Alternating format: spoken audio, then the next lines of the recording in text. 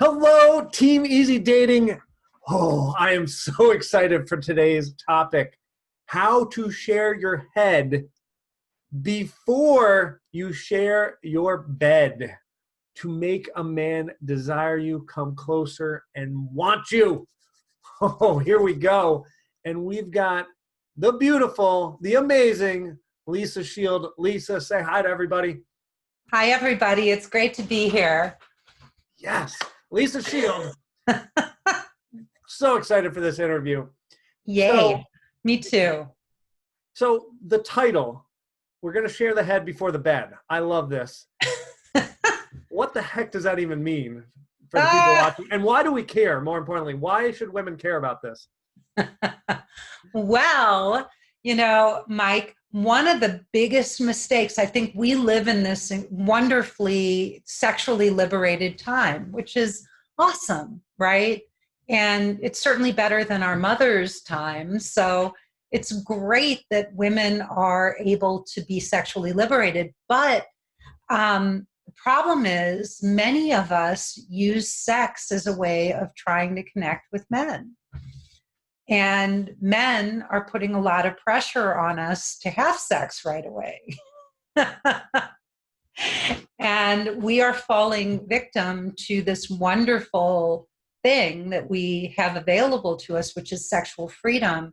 But it really is one of the key factors that's getting in the way and causing so many of us not to have the relationships that we're looking for. This is so important. Can I tell a quick story about my real life, Lisa?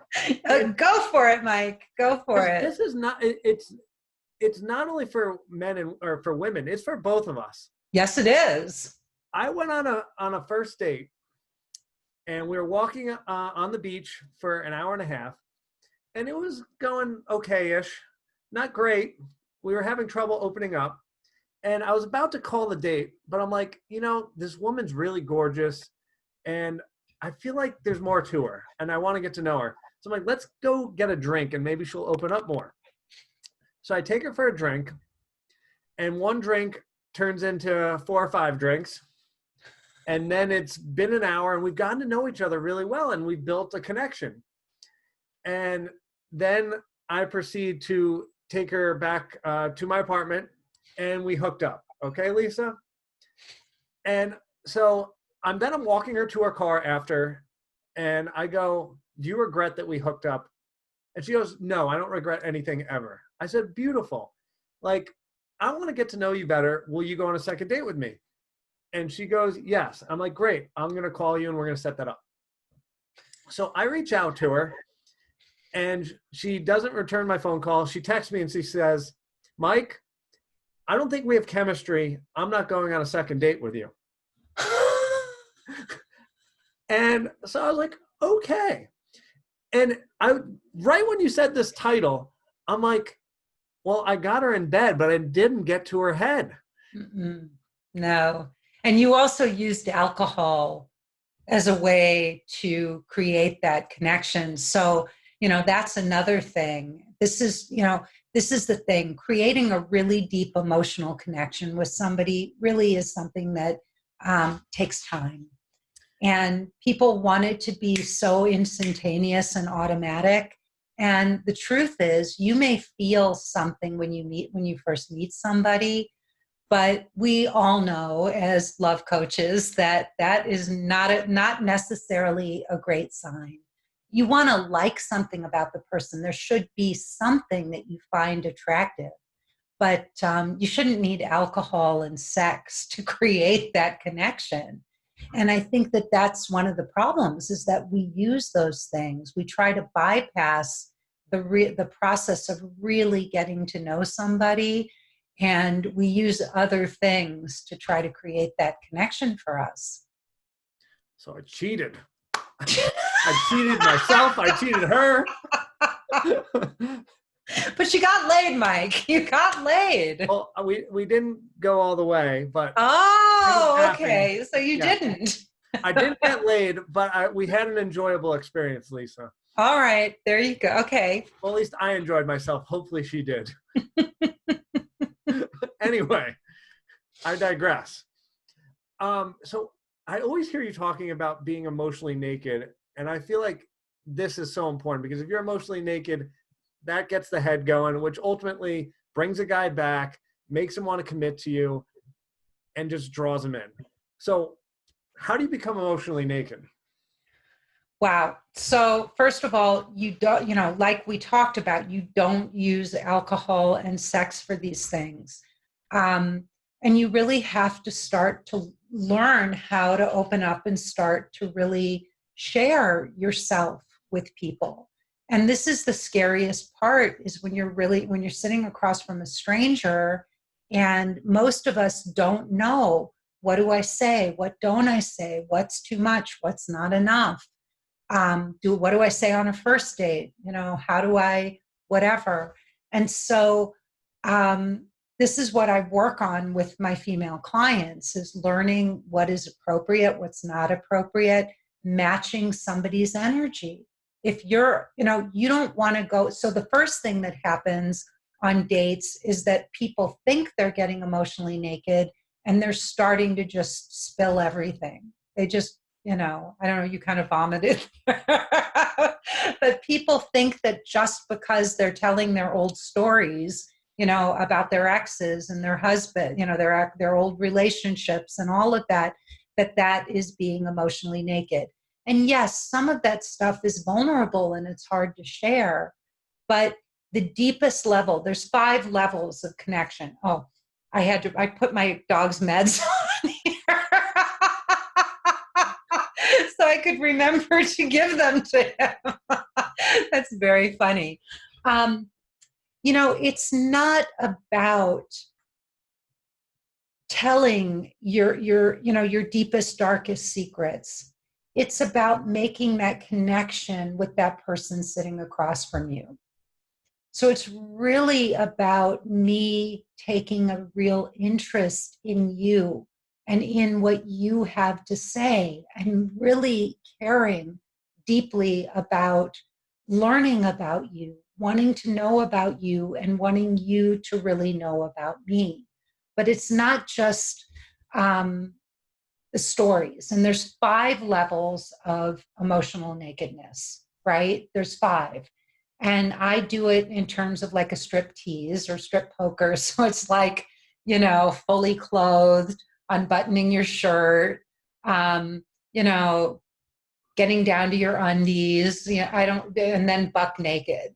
And the way that it works is the first level is just like fully clothed would be sharing, hi, how are you? Like platitudes, right? Hey, how's it going? Whatever. It's, people think that those things are superficial, but they're not. They're really important because when we say hi or how's it going or whatever, people need to be noticed. So that first step is that you notice people. If we walked through life invisible and didn't get noticed, we would, it would be awful. And so that's the first step. And then you get to unbuttoning your shirt, which is sharing facts. Where did you go to school? Right? How many siblings do you have? I don't know. What's your favorite movie? That stuff is just, that's the second level. And you go all the way down. So the fourth level, the third level is opinions and ideas. The fourth level is me sharing information that's personal, right? Like stuff like personal stuff about me. But the deepest level is how I feel about you. That is the deepest and scariest level of emotional nakedness. Ooh. So, Lisa, if we're on a first date, how much emotionally of our emotional clothing gets to come off exactly? Well, I mean, I could take it all off because I know what I'm doing, and I would, and I did with my husband. That's part of why he fell in love with me on our first date. Like, that's why Benjamin went and he took his profile down, went home, took his profile down that same night. Um, because I got emotionally naked with him, but I know how to do that. And I'm not afraid to do it. Now, most people are really scared to do this. So if we're on a date and I look at you and I say to you, Mike, you are really an amazing man. And I really love spending time with you. And I hope that you feel the same way about me. Now, that's pretty vulnerable because you could look at me and go, okay, what time is it? Like, I got to go. No, I Right. like my heart just like skipped a beat. I was into it. Thank you. You're well, anytime. Did you know my But love language is words of appreciation, young is lady? it? Is It it? is. So There you thank you. go. See, I gotcha. All right, I got to play devil's advocate because I Yes. know women are going to ask this. So let's say she goes and is emotionally naked. She's got that skill set and she goes and tells the guy he's fantastic. And then he gets scared away by this woman kind of being out there. What would you tell her about this relationship? Like, should she change her strategy? Is he the wrong guy? What is this? He's the wrong guy. I mean, if you do it in the right way, there's something, Mike, too, about the energy, right? Like you got to be able to do this and not be needy. So if there's, so much of it has, there's three parts to communication. You probably know this, but there's the words you're speaking, and then there's the tone and speed of your voice and your body language. So if I'm being needy and I'm like, I'm trying to get you to like me and I'm buttering you up or something, and I say it like that, it's not going to have the same impact as if I really am not, I don't have an agenda and I'm just being straight up with you. So it's super important, not just what you're saying, but the intention or the tone behind it. But if a guy, if a woman really was open and honest and emotionally naked and vulnerable and the guy didn't respond, then he's not your guy. And I think we have to look at like relationship, so many of us are like, we just want to get a relationship. We want to meet somebody and jump in and like have it done. This is the most important thing we do in life. And it's a long distance between like having, a first date and getting to a committed relationship or a marriage. Like those are, but some people don't see that distance as being very long. They think you just meet somebody, you click, and wedding bells and babies. You gotta see what's going on under the hood of the car, right? Make sure we didn't buy a lemon. Exactly. Are you speaking from some experience there, Mike? Yeah, I mean, let's be honest. I've always been a jump in the water kind of guy. It's just who I am. So in my ripe old age, I have decided I needed to slow down and go slower. Uh-huh. Let's not remember the story I told 7 minutes ago. But we need to learn from our mistakes. thank you. Yeah, I guess I'm not so good at this. Okay, let's keep going. Yes. Let's learn from someone who's good at this. So how do you use dating as a stepping stone to falling in love? Well, I think, again, one of the mistakes that people make, it goes right back to what we were talking about.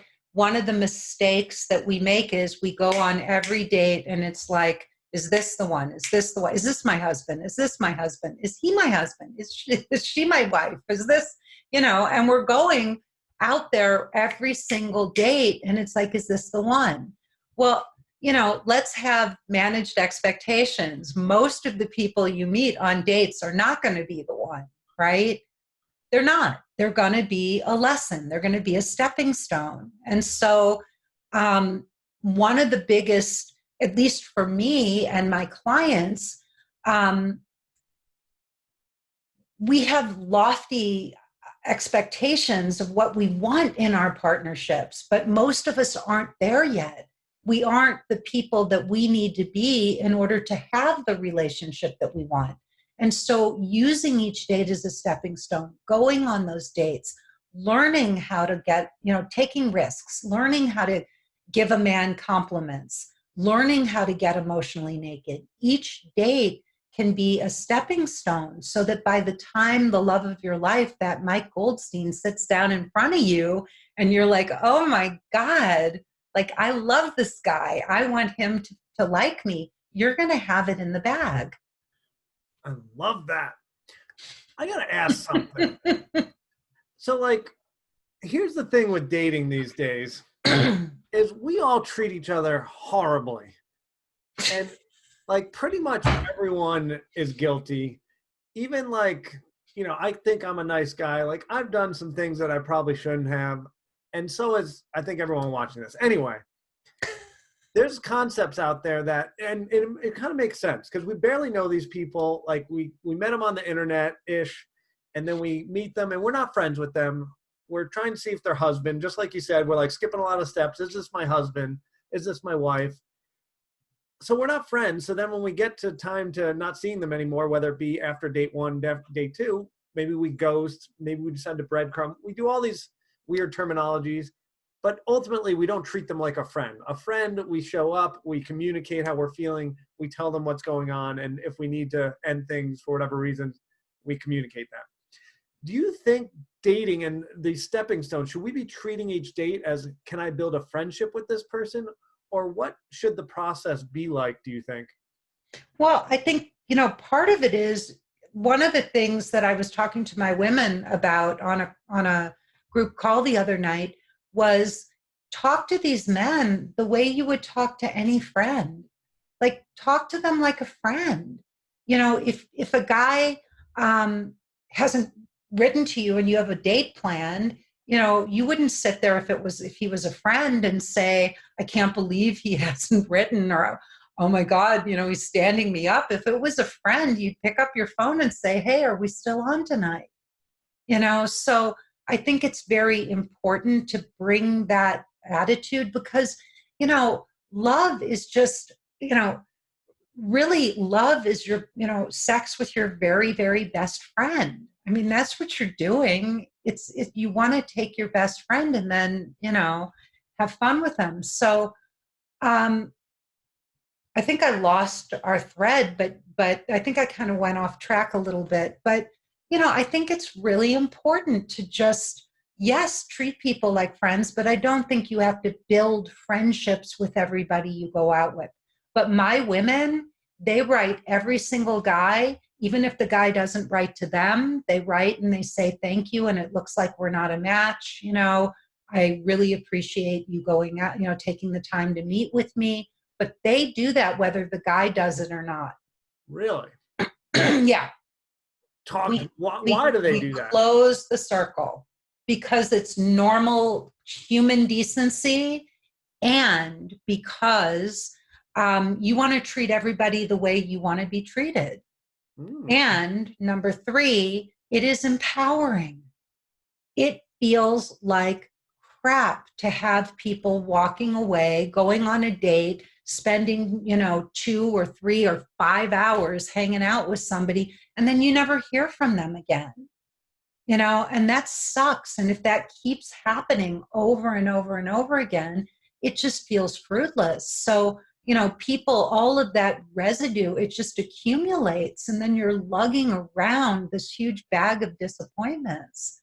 So one of the ways that my clients, 99 times out of 100, the guys will write back and say, yeah, I was meaning to write, or some bullshit excuse, but they will write back and say, it was nice meeting you too. And yeah, we're not a match, but at least they don't just leave it.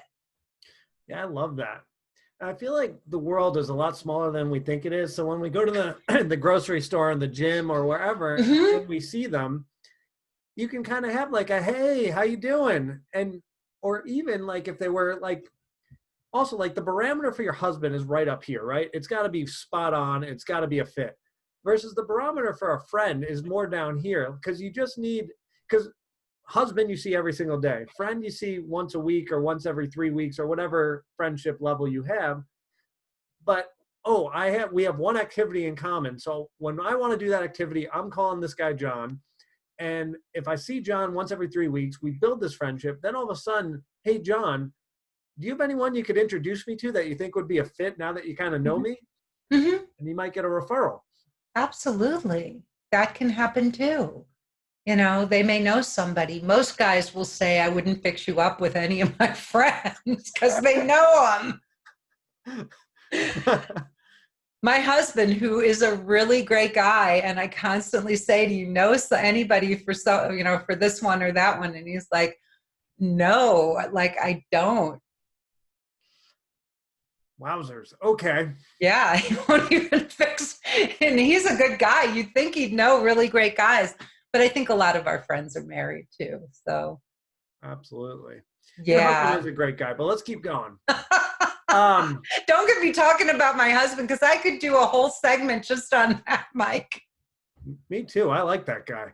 Thank you. Um, all right. So let's talk about feminine energy. And I want to go like a different route. Like I think everyone's got it, the feminine energy 101, but I want to hear your take on it that's very different than everyone else's. So I'd like to hear how women can be in their feminine and get a guy Lisa Shield style. Yeah, so this is, it's not like I don't talk about feminine energy with my clients, but I do think that it's really tough, to say like this is feminine energy and this is masculine energy because it really, it's on a spectrum, right? And some of us are, I think you can still be a fabulous woman and not be like super girly or feminine or whatever. When I was dating and I met my husband, I started dating 19 years ago. So I've been coaching for over 17 years. And when I went out there were not all these goddess conventions, feminine and essence specialists and whatever. And I kind of had to figure this stuff out on my own. So I sat back and I said, I thought about, well, what do I want? Like, what am I looking for? And I said, well, I want a real man. And to me, a real man is somebody who has his life together. Like he knows who he is and he's responsible and he shows up and he follows through. And then I said, well, who would he be looking for? And I thought, well, he'd be looking for a real woman. And then I asked myself, well, what is a real woman? What does it even mean to be a woman? And for me, Mike, that was like this amazing exploration because I started to think about, well, what kind of woman do I want to be? You know, and I felt like a girl at that point. I really felt like a girl. And so I started to think about like, what does it mean to be a woman? And how does an adult grown up woman behave? Because I wanted an adult relationship. I wasn't looking for a boy. And I don't, I actually think it's not okay when men refer to women as girls. A lot of men jumped out, a lot of people don't agree with me, but I really feel like it minimizes us. And I really love being a woman. And so I looked around at women that I admire, like Helen Mirren and some, iconic women like Michelle Obama and women like that. And I just really decided it was time to grow up. I can still be a girl, and Benjamin knows how to make me feel like a girl, but I'm a woman. And, what I say to my female clients is this. I say to them, if you went on a date with a really great guy and he was hanging out with his guys after the date and he said, oh, I met this great woman. She's amazing. What would you want him to be saying about you? What would you want him to be telling these other guys about you? And that's you want to start to become that woman. So, yeah, I mean, I looked at the qualities of the kind of woman I wanted. I wanted to be playful. I wanted to, I didn't want to be a drama queen. I think that a real man, like my husband, would take that much emotional drama from me. Like he just wouldn't put up with it. Like he wouldn't engage it for a second. If I were like, I remember once I was a little pissed off at him and he said, do you want to talk about this? And I said, no. He said, do you want to talk about this? And I said, no. And he said, do you want to talk about this? And I said, no. And he said, do you want to talk about this? And I said, no. And he said, do you want to talk about this? And I said, no. And he said, do you want to talk about this? And I said, no. And he said, do you want to talk about this? And I said, no. And he said, do you want to talk about this? And I said, no. And he said, I'll ask you one more time. Do you want to talk about this? And I said, no. And he said, okay, I'll be in my office. You know where to find me when you're ready to talk. And that was the whole conversation. As it should be, I would think. Uh-huh. But it doesn't go that way for many people. Yeah. I really thought that was beautiful. Like you wanted a man, and I think, and I hate to say this because it's probably gonna make me look bad, but it happens both sides. You've got a boy, thinking I want a woman, and you've got sometimes a girl thinking I want a man, and it's not going to work most of the time. Maybe sometimes in Southern California it does happen where a man ends up with a girl, but ultimately most real men want a real woman, like Mhm. a partner. Yep. And if you have a guy that has his act together, that has the good job, that is able to be emotionally vulnerable, he doesn't want to date someone who doesn't have their act together and isn't emotionally vulnerable. He wants his equal. Equal. Mm-hmm. And we always talk about that. Where's my equal? Where's my partner? Well, you've got to be at the same level. So if you're down here trying to date up there, it's not going to work. It's always, everyone who gets together is always pretty much right here. And in terms of age, the status bureau of the federal government, whatever it's called, I think it's 83% are within 5 years of each other that get married. So you're probably going to be similar level, similar age, like all these things are going to align. And that's what your partner looks like. Well, I'll share something else with you, really interesting, that I think gets missed a lot. And I think it really is something that I work with my women on. So a lot of the feminine energy stuff is like lean back and let the man chase you, and don't do this and don't do that and whatever. But I really think one of the very sexiest qualities a woman can have, a real woman can have, is to truly understand men, to really understand them. And so a lot of the work that I do is about helping the women I work with really get into the hearts and the minds of the men that they're dating, and really understand what men are facing in life. Because it's so ingrained in our culture that women are the weaker sex, and that that men abuse us and lie, sexually abuse us and lie to us and whatever. But we don't look at what men go through, and there is a very, when my women start to do this work and we start to go, into that stuff, there's a whole paradigm shift for them, because they start to have so much compassion.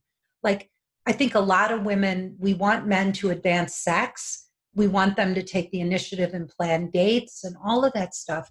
But most women never, ever stop to realize how stressful that is for most men. It is extremely stressful for a man to have to advance the sexual agenda, especially if there's no alcohol involved. And you've got to put the moves on a woman, and that she may not be ready. She may get pissed off. She may, reject you. And that's stressful. And then you got to go back out and try it again with the next one, or you got to initiate again with her. You know, there's so much that men go through. I mean, that's the smallest part of it. But, there's a lot of stress on men to perform, to look a certain way, to act a certain way, and women don't realize that underneath it, men are human. So that's a huge piece of the work. And for me, Mike, I wanted to I feel that it's very important for women to get inside of, to see men from a male perspective, not from a female perspective, but from a male perspective. There are things about male psychology that threaten us, that we are threatened by, the men's sexual views, and all kinds of things that men do. But if we are threatened by that stuff, it pushes our men away and it makes it impossible for them to show up authentically with us. And so I do a lot of work around helping women broaden their perspective on what is acceptable male behavior so that there can be room for that in a relationship. And I'm not talking about like you have to be polygamous, if that's something that you don't want, but it is important to understand how men are wired and that they are wired very differently than us, and that doesn't make them wrong. Oh, I love that. It's so beautiful. Um, hmm. You're glowing. You're blushing, Mike. Oh, am I turning red? That's not good. I'm kidding. I really do like that though. Because I mean, to your point, like, so when I was in my 20s, I thought I think almost all of us in our 20s were like, all right, here's how my brain works. Everyone's brain must work exactly the same. So if they don't think the way I think, they just must be like stupid. And right. That's exactly what happened. Is I fell in love with a woman, and eventually she cheated on me with one of my very close friends. And I was crying my eyes out, and I was like, how could this happen to me? Blah, blah, blah. 3 months later, I'm like, all right, what the heck was my role in this thing? And I quickly realized I didn't understand women at all. Mm-hmm. And if I didn't figure it out, I was going to repeat this over and over again. And because I pushed her away, she wanted nothing to do with me. And she wanted this other guy because I didn't understand her, because I didn't meet her needs. And it became very clear. Mm-hmm. And so, yeah, that's why I think this is beautiful, is we need to realize men are dealing with crap, women are dealing with crap. And, well, I know what my crap is. Let me see what their stuff is. And let me see what's really acceptable. What can I accept in a relationship? Where are my boundaries? What is different about men that I accept? What's not? And then where's my partner? How do I make this all work together, right? Mm-hmm. Yeah. But there's stuff about men, like, that I really, I love my husband and I trust him implicitly, which is foundational for this. But it's also, I really want him to be a man. I don't want to emasculate him in any way. I want him to fully be able to bring his full self into this relationship and feel like he can talk to me about anything, anything, and I know a lot of women say that, but then there are buts attached to that, but I think, one of the sexiest things in the world are women who really get men and who are not intimidated. Like, so a guy makes a pass at you and, or does something off color. Like one of my women in my course, a guy, made a, a joke about her cat was being picked up from she had to pick up her cat from the vet and he made a pussy joke, and she was just flattened him for that, like, because it was too early and he was referring to her particular anatomy. And, like that's like, I'd be surprised if I would, if I were that guy, I don't know if I'd call her back again. If something like that, if she's not mature enough to know that guys are going to do that stuff, and that's, a lot of guys do, and not take it, get bent out of shape over something like that, so she learned her lesson, but, we get so bent out of shape about stuff. We want men to advance sex and, and to do that, but then they do, and we don't like it. So, Yeah. Can't date your girlfriend, unfortunately. You can't what? You got to date a man. You can't date your girlfriend. He's got to be a little different if you want him to then pursue sex and open the door and be a man. Exactly. But if you date your girlfriend, you don't want your girlfriend anyway. No. she's not going to give you the other things you need. But anyway, I don't even want a guy. I would find it very unmasculine if a guy was like had that girly kind of, I don't know. I like a man who has clear boundaries and knows. Like my husband will say to me, he'll say, you know, I think we're repeating ourselves. I think maybe it's time for you to go call a girlfriend. And he'll tell me. That's awesome. Yeah, I don't want my husband sitting there if I'm going on and I'm like processing. He'll say to me, honey, you're starting to process. And I'll say, I think we need to end this conversation. And see, that's me getting men. Like, I understand. I don't take it personally when like a lot of women, hell would freeze over because of that.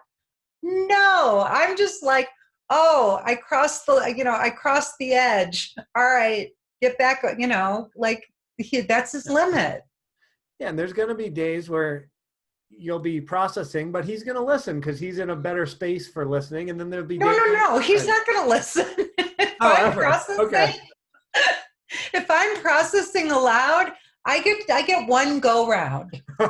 I get Wow. one go round. Once I start repeating myself, That's it. no, he'll say, honey, we're repeating ourselves, and you know how I hate to repeat myself. Or he'll say to me, I already told you what I think. I don't have anything else for you. I Very love it. masculine. I love that. Yeah. Super Clear masculine. boundaries. All right. I love it. Lisa, we've got an amazing, amazing gift to give everybody who made it this long.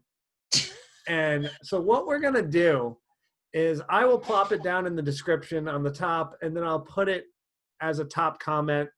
So you cannot miss this puppy. It'll just be a link so you can get more Lisa. Lisa, what is the gift that you're giving all our viewers? All right. It is a 40 free. It's free. So it's just going to take 45 minutes of your time, and it's a webinar. And it is called The 5 Key Shifts My Successful Female Clients Use to Attract Ideal Quality Men and Find Love Fast. Like, how can you beat that, right? I like that. And that's without playing games or giving any of their power away. It solves it all, right? All the problems solved right there, ladies. So go watch it. Go watch this thing. That sounds awesome. So everybody, obviously Lisa's amazing. She's glorious, and she's giving you this free webinar. I don't know what is wrong with all these love coaches. They spend all this time giving free content away, but you guys get to benefit. It's amazing. Go get this thing. Check it out. Everybody, if you're still watching, subscribe to the channel. I will have another video every Tuesday, and we're thinking about adding Friday. Go in the comments. If you want me to add in Friday, write that, Mike. We want videos on Friday as well. See if I can step my game up for all of you. Anyway, Lisa, you're fabulous. Thank you for teaching us stuff. And everyone, will see you next Tuesday. Bye. Bye.